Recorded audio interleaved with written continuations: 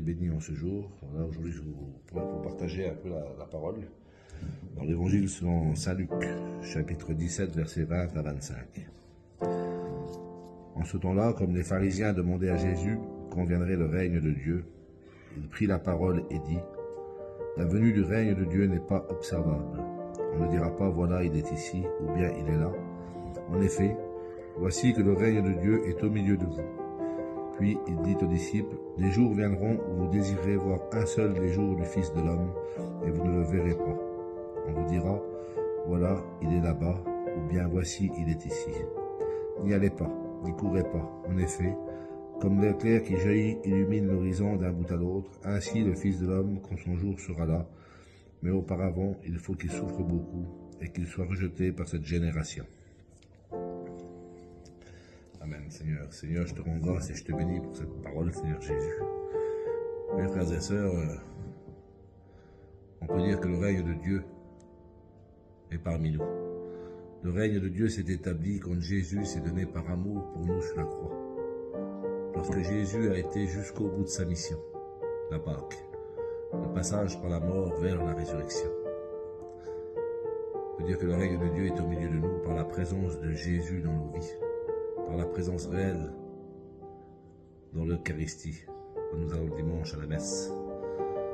On peut dire aussi, frères et sœurs, que le règne de Dieu est parmi nous, mais il faut se rendre disponible pour le reconnaître, pour le voir ou l'entendre à travers l'action de l'Esprit Saint. Le règne de Dieu est silencieux, mais il est visible, car il grandit à l'intérieur de notre cœur. Il est écrit dans Marc 8, 18 que vous avez des yeux, mais vous ne voyez pas, vous avez des oreilles, mais vous n'entendez pas. Vous savez, tout simplement, on peut dire que le règne de Dieu, il est parmi nous, bien sûr, tous les jours, par toutes les grâces qu'il peut nous donner. Vous savez, le règne de Dieu, il est merveilleux. Il est présent, comme Jésus est présent, omniprésent dans nos vies.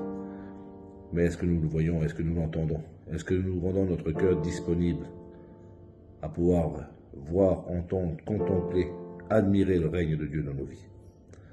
Moi, Seigneur, je te rends grâce et je te bénis, Seigneur, parce que nous sentons vraiment ta présence dans nos vies. Nous voyons l'effet sur nos frères et sœurs, l'effet de ta bonté et de ta miséricorde. Comme il est bon de vivre avec le Seigneur et puis de voir un frère, une sœur qui resplendit l'amour de Dieu. Je pense que ça, c'est un exemple un peu du règne de Dieu dans nos vies. Quand on voit l'unité, quand on passe à travers des fois des complications, des soucis, des épreuves, quand on voit des frères venir à nous, prendre souci de nous et nous aider à travers la prière, à travers un mot d'encouragement ou une présence, on peut dire que c'est un peu le règne de Dieu. Et nous devons rendre notre cœur disponible pour pouvoir le voir ou l'entendre.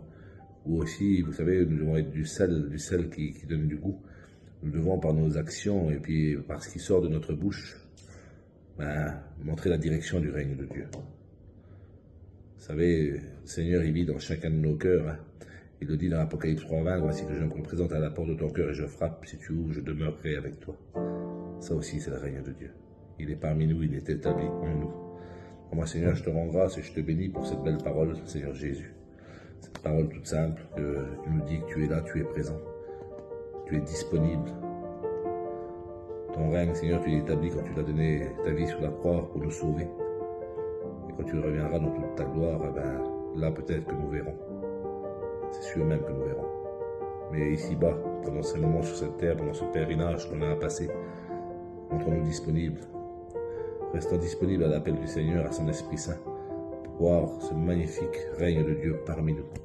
Voilà, frères et sœurs, vraiment, je demande au Seigneur qu'il vienne bénir vos foyers, qu'il vienne vous bénir à chacun, à chacune, voilà, dans tout ce que vous traversez, ou toutes les joies que vous pouvez avoir, tout ce qu'on peut vivre avec le Seigneur. Car sans le Seigneur, on ne peut rien faire, et sans le Seigneur, on est malheureux. Donc merci Seigneur d'être venu dans nos vies à chacun et chacune d'entre nous un jour. Seigneur, merci d'avoir venu frapper à la porte. Merci Seigneur d'ordonner ta vie et d'avoir établi ton règne, Seigneur, ici-bas sur cette terre, afin que après tout ce que nous aurons vécu en pèlerinage ici, nous puissions vraiment monter avec toi vers le royaume, vers cette place que tu as préparée pour chacun d'entre nous. Voilà, frères et sœurs, soyez bénis. Que le Seigneur vous bénisse et vous garde, et restons en union de prière. Amen.